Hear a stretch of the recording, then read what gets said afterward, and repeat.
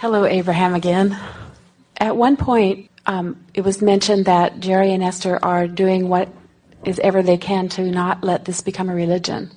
And I'm wondering if we, as students of deliberate creation, have a responsibility. What can we do about that to make sure? Here is the difference between a philosophy and a religion. A philosophy is a point of view that is freely offered for others to participate in or not. Jerry and Esther had a wonderful meal with a dear, dear friend recently. And as they were visiting along, Esther said on more than one occasion, and what I think is, and each time she would say that, he would say, I know you do. And it was his way of saying, I know that's what you think, but it's not what I think. I know you do. Esther started snorting milk. It became so funny to her because she couldn't stop herself from saying it, and every time she would say it, he would say, I know you do. As you offer a philosophy, what you are saying is, this is what I believe to be, and these beliefs are working for me. The recipe of these beliefs, my interpretation of them, is putting me in the place of powerful receiving of well-being. So often, a religion, while it could be that, says, this is the way that it should be done, and if you don't do it this way, negative things will come about. In other words, that's really the only difference between the two. And that is the difference that Jerry and Esther were hoping for. They're not wanting someone to take the words of Abraham and then speak them in some doctrine form that says, and this is the way that it is, because they are understanding that there is an expanding experience. It's one of the reasons that we like the word science of deliberate creation. Science meaning eternally discovering. Someone had a little problem, and I just told them a little Abraham idea, and it solved the problem. And she says, oh, you should go teach a seminar on what you know. And it made me realize that so many seminars are just some body of knowledge that's repeated, and how special it is that here we're unfolding things. And it's never a lid on it. It's just always unfolding. And I'm hoping that we can get to a level as students that we are. Well, you can't help that. You can't help but be that, because that is the premise of your experience here in this time-space reality. You came forth as unfinished, incomplete creators that wanted a platform in which you could create. In other words, the whole life experience is not better than opening an art studio where you can paint, where the ideas will flow and the materials will come and the pleasure will be had by anyone who decides to have it. The difference between that approach and a more religious approach, and we have to be fair and say not all religions are this way either, but in the religious approach, there is more structure and more, you have to do it this way and you can't do it that way, which really flies in the face of the eternal nature of that which is all of us.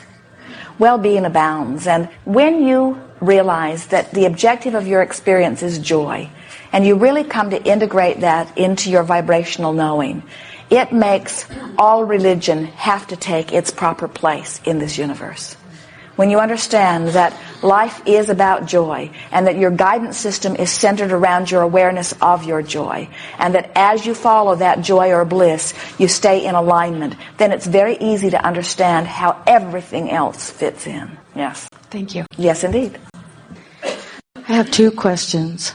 First one, I am being asked, guided even, to mediate, act as a negotiator, and neutralize a situation on my husband's side of the family. And I want to do the right thing with integrity. And it involves two cousins and their deceased mother's estate. There's a son and a daughter. The daughter has multiple personality disorder.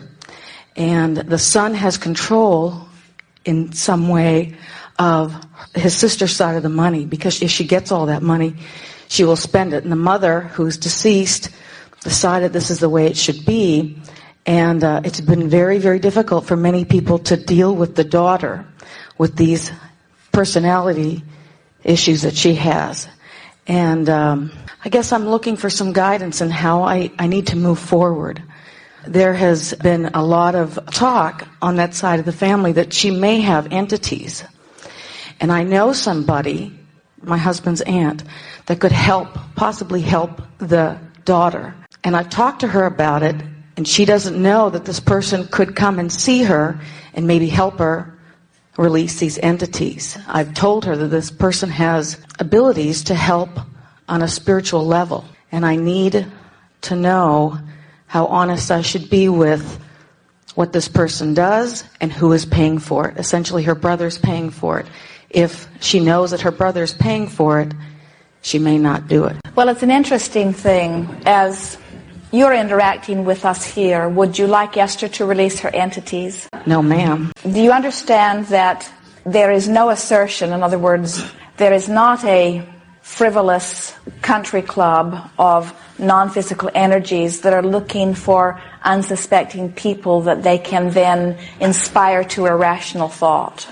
Everything is coming by virtue of law of attraction. And so to say, I have a process by which you can release these entities, is to say, I can help you to achieve a different vibration so that this will no longer be your point of attraction. And something like that is not going to happen in a very quick span of time, because she did not get to that point of vibrational alignment in a very quick span of time. We are enjoying the unfolding of this conversation here today, because we are just talking about the uncommon thought being a very satisfying, freewheeling point of focus. And we were talking about how society really likes the idea of conforming. In other words, society likes to describe how you should behave. And society, whoever society is, a whole lot of different people that got together and decided that it should be that way, is happier with you when you conform. And the less willing you are to conform, then the more likely they are to label you renegade or inappropriate in some way. When there is an unusual approach to life being experienced by someone, and a single person or a body of people focus upon that person and dare or are bold enough to say, you are inappropriate because you don't meet our standards, what inevitably happens is they just become more inappropriate because they resent the idea of the standards to begin with. On some level, they begin an attempt at conforming, while an inward part of them says, never, never, never, never, never will I conform. So out pops another personality, a not conforming personality. This personality conforms in this way, and this one does in this way, but there's an eternal eruption of yet another rebellious personality, because at the heart of this being is someone who truly, truly knows that they get to be the boss of them, that they get to choose what they think and how they feel. And there is this deep-seated resentment of anybody that is going to try to boss them around. All of your children are born like this. You spend quite a bit of time sort of soothing that, trying to soothe that out of them. We think that the reason that you have been chosen as the mediator is because it is obvious to anyone who's around you that you easily put the best intentions or the best benefit of others first. In other words, you are seen to be a very fair-minded person. You take sides, but not unfairly. In other words, you are seen to be level-headed, and we think it is a wonderful compliment that the people who are aware of this big mess are sort of looking to you to mediate it. We think that they have made a very good choice with you. And we think that the power of soothing that you will have here is in the diminishing of the freakiness of this young woman rather than an enhancing of your sense of the freakiness of this woman. Anytime you try to give anybody the benefit of them being in a good place, it is beneficial to them. And anytime you try to point out to somebody that they're not in a good place, it is detrimental to them. There is no exception to that. Don't ask for conformity of this young woman. And don't label her inappropriate because she is not. And as you acknowledge the value of that which she is and activate that within you, then you will serve as a catalyst to activate more of that within her. Imagine what it must be like to have people look at you and immediately activate the part of you that they most don't like.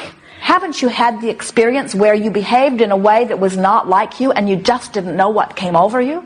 And we say, we know what came over you. Their negative influence came over you. Their negative expectation came over you. Sometimes you just can't buck their current, you see. So much of what this young woman hates is tied through this money and through the giver of this money. In other words, it's all sort of in a jumble together. And if we were the mediator of all of this, we would say, this is her money, and it is her money to do with as she pleases, and everybody else should get out of it. But of course, nobody else is going to want to get out of it because they want to keep beating the drum. She doesn't know what she's doing. She will squander the money. She will waste the money. And most importantly, she will ultimately become our burden.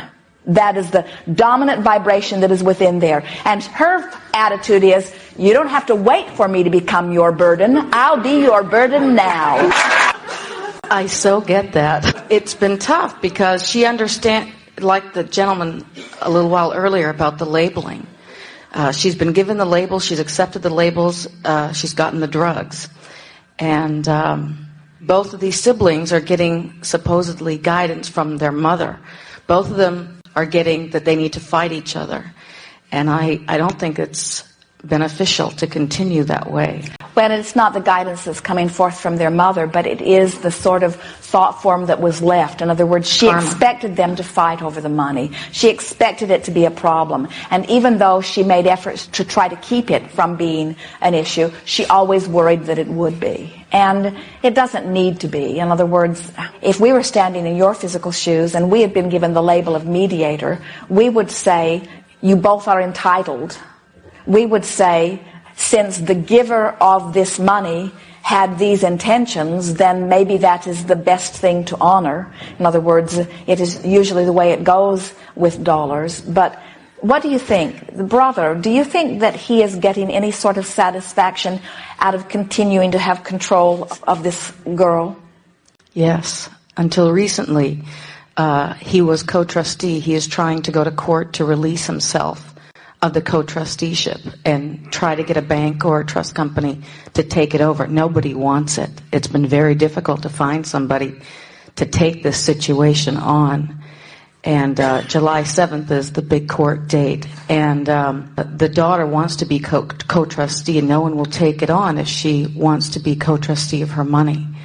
They want to be sole trustee of her money. And yes, there is the fear that she will squander this money. Because no one wants to interact with her? Yes. They're not wanting the grief of trying to control her? She's very demanding. Why not make her the sole trustee of the money?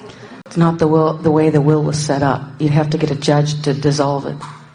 And is everyone in agreement with that? In other words, no one wants it, so why would the judge not agree with that? Maybe he will. We think he will, but we think that there are other ulterior motives. We think that there are other things that others are wanting. If we were standing in any of your physical shoes, we would try to play it out in the best possible scenario. In other words, if I could have anything, what would I have? I would want free of interaction. I would want no strings attached to this situation. I would want to hold no arbitration relative to where any of the dollars go. I would want the dollars to enhance the experience of the woman receiving them. I would like her to feel freedom that she's always reached for. I would like her to realize that it was a blessing that was left by her mother and an ultimate sanction of her belief in her well-being. Anytime you're trying to figure out how you can be of greatest value to someone else, try to figure out how you would like to feel in the same situation. And how would you like it if someone was saying to you, you do not have the ability to manage this and you do not have the ability to know, and therefore someone else should take care of it? You would kick and scream and throw a little fit yourself. Anyone would. So we would say, give it to her. Let her have the freedom of it, and let her be the creator of her own experience, and trust that she will do just fine. And when fears come up that say, but what if she doesn't do just fine? We say, how can it be any worse? In other words, what difference could it possibly make? The only difference is it would be causing all of you less grief, you see. She's going to be who she's going to be. That's not the question here. You're not talking about whether she's going to change her personality or not. That's not going to happen all of a sudden. You're not going to change how she feels about you. That's not going to happen all of a sudden. You're not going to change anything except your releasing of your grief relative to the subject, and we think that's worth everything, you see. And meanwhile, we would expect her to be a little less crazy than everybody has decided that she already is, because there are many things about her that are right on track. And we think that the dominant reason for the upheaval is because there's been so much external control placed upon her.